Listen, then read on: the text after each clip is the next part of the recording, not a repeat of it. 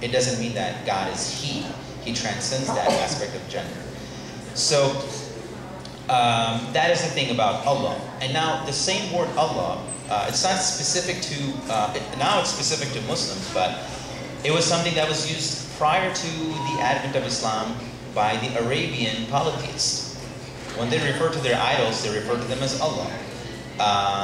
But then they had idols. There were statues. And also, the same word is used in the Bible. When you translate the Bible in Arabic, and if you look at the Arab Christians, they don't say God. And if you ask them, what do you say? How do you call onto God in your language, in Arabic?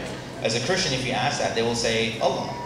So it's the same thing. I mean, it's mentioned in the Bible. All Christians, I mean, if you look at the Bibles written in Arabic, everywhere where there's a mentioning of God, you will see the word Allah instead of the word God.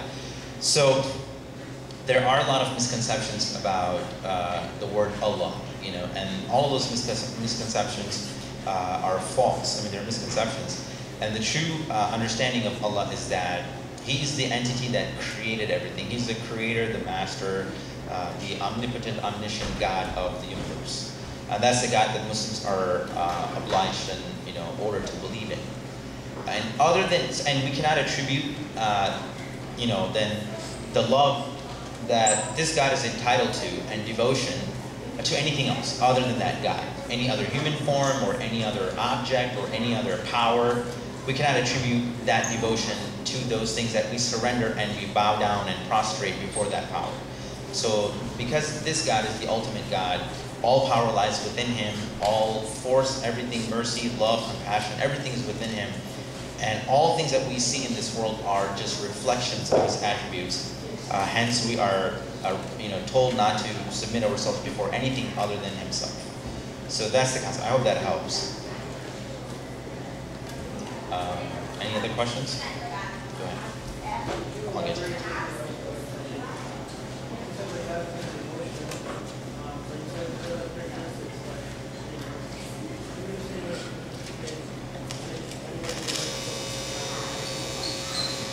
Yeah. His mercy is not like the mercy of a mother towards her child. If the child falls down, all of a sudden the mother gushes forth with her love and compassion, out of the feeling of guilt. Or human mercy that we have for each other. Like if you see a human being in misery, it's a natural tendency as a human to sort of, tend to that, problem. It's not like that. God's mercy, it's a condition upon Himself that He has, that He's merciful to all people. And His mercy is intense, it's very powerful. And there's in the prophetic tradition, he says that God's mercy outweighs His wrath or His anger.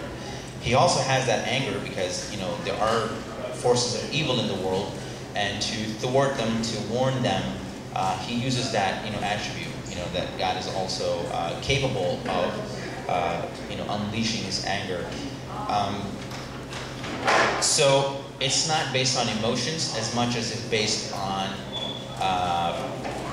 I'm not sure if I can say this, but I would say perhaps cause and effect. So He's laid out the law for us. He said that if you do this, this brings the wrath of God. Whereas if you do this, this warrants, the mercy of God. So for us, we have the free will to decide, okay, do I want to be warranting the wrath of God or the mercy of God? So perhaps based on those conditions, either the attribute of mercy or wrath would be displayed. But again, as humans, it's very difficult for us to judge that. Just because people do crazy things doesn't mean God will all of a sudden unleash on them. A lot of times you see bad people, doing whatever they want and going, unscathed. And it happens because we don't know the will of God. We don't know what He wants, how He wants, when He wants. But we just know that He has an attribute of mercy, and He has an attribute of ghadab, which is anger, and He has also many different attributes. So those attributes are not emotional based. If they were emotional based, it would sort of indicate that He is Himself not controlled. He's not control of Himself. And that in and of itself is against the concept of perfection, because you have to believe that this God is perfect. whatever concept of perfection we have, he transcends that concept. So if emotions were involved, then he would be, things would be irrational. You had a question, I think. Yeah. I know you're not supposed to attribute any human characteristics to Allah, but in your own religious everyday practice, do you realistically? Because I know as a Christian, I know that God's not man or woman and that he transcends everything, but I personally attribute human characteristics. No, the main problem, the Quran mentions the concept of Trinity, for example. And the issue that Quran has with the concept of Trinity is that Quran says that don't they see that Jesus and his mother, they both eat, and then they have to go to the call of nature, and they both sleep, and they both do pretty much everything that humans do. If they can sleep, which means when they're sleeping, they're not conscious of what's around them, how can they be God? Because the notion, the attribute of God is that he never ever sleeps. He's always awake. Nor does he ever get drowsy. Because that would imply that there's a time when he's not watching things. There's a time when things are happening and it's not in his knowledge. So, we don't attribute anything human to God. I mean, you can ask any Muslim. If they're right Muslims, they'll tell you. That's one thing that Muslims are very, very particular about. There is no human attribution to God. If anything, we try to distance ourselves from that as much as possible because we know the emphasis on that in Islam. It's extremely important.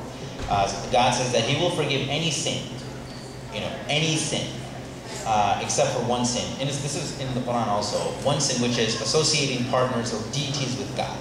That one sin is not acceptable. I mean, it's not pardonable in the eyes of God. And also, the Quran mentions that when people say that God has taken a son unto himself, the Quran says that, the heavens and the earth are about to split asunder because they realize what a slander has been attributed to God, that he has taken upon himself his son, and which is not, something that God doesn't do. And it creates a lot of problem within humanity. One of the things that Islam talks about, one of the benefits of Tawheed or oneness of God is that Islam says is, if you have the concept of Tawheed, it creates equality and a sense of brotherhood and sisterhood. Because when you feel that everybody's equal, then you have equal amount of respect towards each other. But if you feel, well, he is the son of God, which means he's superior to other human beings, then it creates that disparity between human beings. So that's why I was saying that. I think, in my opinion, Islam is probably one of the most strictest, most stringent religion when it comes to the aspect of monotheism. It is very, very, very excruciatingly careful when it comes to monotheism or oneness of God. There's no compromise, no negotiation on that aspect. And that's the unique message of Islam. Any other questions? Go ahead. Coming back on the representation, what about the image of the prophet then? Because what about the what? The image of the prophet. There was a controversy in Europe a few years ago about portraits of the prophet. Yeah. Can you tell us more about it? The prophet, you mean?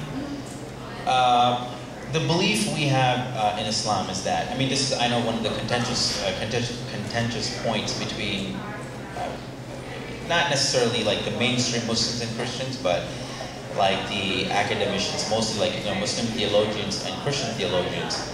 I've read Ravi Zacharias and a few other Christian apologists, and their issue is that how come Islam believes that all prophets are sinless? They have a problem with that.